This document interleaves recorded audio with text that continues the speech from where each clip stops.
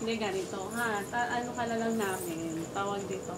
Yung totoo na lang yung sabihin mo. Nandito naman kami para tumulong sa'yo. Oo naman. Ngayon, hindi naman natin alam pa kung ano yung, ano eh. Din, Tawag upo. dito,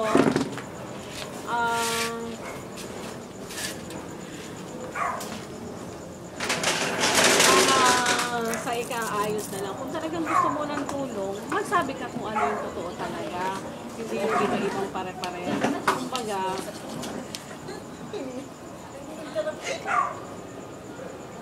so saan ka talaga galing? Saan sa Bulacan? Self-defense. San Aldeconso? Nandun yung anak mo. Hindi, dinala na sa Zamboanga. Kasi sino yung dinala sa'yo? Zamboanga. Yung anak ko nga namatay. Ilan ba yung anak mo? Bali 5 nga. Diba? Mm-mm. Yung 3, ano na yung kay Oscar, yung pangalawa sa pangalawa kong asawa. Mm. Tapos, wala na nga isa. Yung isa na lang. Mm-mm.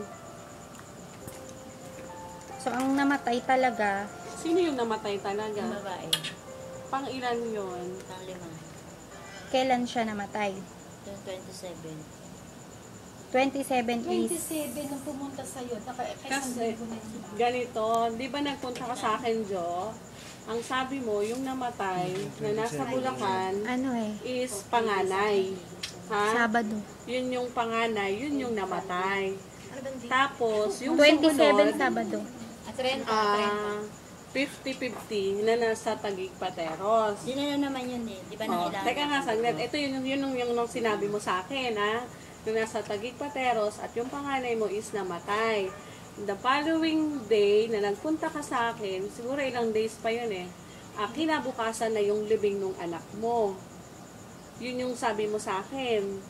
Di ba?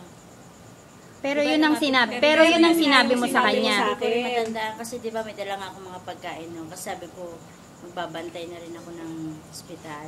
Hindi, Kailangan hindi ako ka ng nagsabi pamasahe. sa akin na magbabantay. Ang sabi mo, kailangan mo ng pamasahe para makauwi ka na Internet lang. dahil ililibing na kinabukasan yung anak mo. May wifi ako. Hindi pa. Pero yun yung sinabi mo sa Hindi akin. ko rin matandaan sa akin. Pero totoo, nasa PGH. Nasa PGH, pero ngayon lang inaamin Later na, anak, later. galing sa Taguig Pateros. Philippine General Hospital. Hindi, ganito kasi, nung unang punta ko sa'yo, kakukumpain lang yon di ba? Nangailangan ako ng dugo. Tapos nung wala na ako na lumapit na, sabi ko, saan ba ako pwede lumapit? Di ba, tatanong ko nga kung may iba kang contact. Kasi wala na talaga. Ngayon, sabi ko, Tinuruan pa kita kung saan ka dapat hindi, lumapit. oo. Ngayon, kasi siyempre gamot. Sabi ko naman sa'yo, ang gamot may binibili sa labas. Kaya kailangan din ng cash. Diba sabi ko sa'yo, kahit pamasahe lang. So, Diba, kasi sabi nga, ko, pupunta ka oo. ng Bulacan dahil ililibing kinabukasan yung anak mong panganay. Hindi Yun pa. yung may asawa, di ba? Hindi pa, si ano yun, yung panganay ko kay Oscar, yung matagal na yun, naikwento ko Yun na nga sa'yo. yung namatay. Nung Basta yun. nagpunta ka na yun sa amin, sa akin. Hindi ko na rin, basta nagkwento ko sa'yo na namatay na yung panganay. Kasi ganito, Jo, ha, para hindi rin tayo parang nagiinit eh.